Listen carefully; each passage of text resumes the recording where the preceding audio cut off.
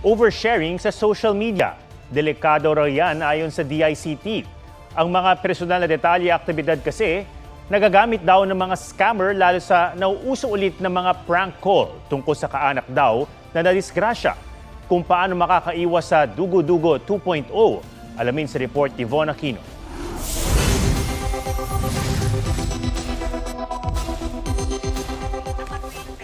Mismong ang menor de edad na may kausap sa telepono ang nag-video sa tagpong ito.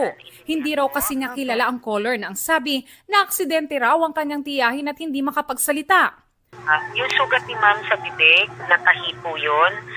Pumutok po yung uso ni ma'am kaya nahihirapan magsalita. Nagbili na raw ang kanyang tiyahin na huwag sasabihin sa kanyang lola ang naging usapan nila. Hindi na nai-record pero inutusan pa raw ang bata na kumuha ng pera ayon sa tiyahin. May pinapakuha daw po akong sobre. Yung sobre po na yun, nandun daw po sa kwarto ko sa ilalim ng damitan ko. Nang wala makitang pera, naisip ng pamangkin na mag-chat na.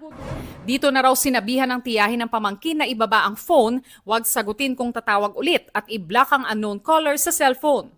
Pero bago pala yan, may tumawag sa kanyang isang nagpakilalang telco representative at kumuha ng impormasyon sa pamangkin. Plano raw nilang maghain ng reklamo sa Department of Information and Communications Technology o DICT. Sabi ng kagawaran, ito ang tinatawag na Dugo-Dugo 2.0. Masasabihin nila na ospital to, na aksidente to, lalo na mga nasa ibang bansa na nakadetain itong kamag-anak nyo. Suspetsya ng DICT posibleng nakukuha ng sindikato sa bansa ang contact information na bibiktimahin mula sa phishing websites o napag-aralan ng profile ng biktima sa social media. Masyado tayo nag-overshare sa ating mga social media pages, kung ano yung sino yung mga kamag-anak natin, ano yung mga ginagawa natin, ano yung mga routines natin, kung saan tayo. At dahil target daw ng mga Dugo-Dugo 2.0 scammers ang mga bata at senior citizen, payo ng DICT, turuan sila na huwag i-entertain ang tawag kung hindi nila kilala ang numero at ipasa ito sa isa pang adult na nasa bahay.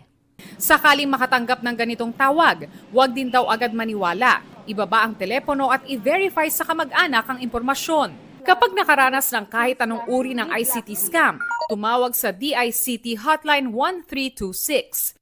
Isa rin sa tinitingnang solusyon kontra scam ang pag-amyenda sa SIM registration law.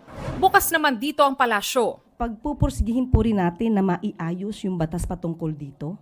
Dahil sa ngayon po, yung batas patungkol sa SIM card registration, ito po ay isang dahilan kung bakit nagkakaroon pa po ng ganitong klaseng mga text scams. Von Aquino nagbabalita para sa GMA Integrated News.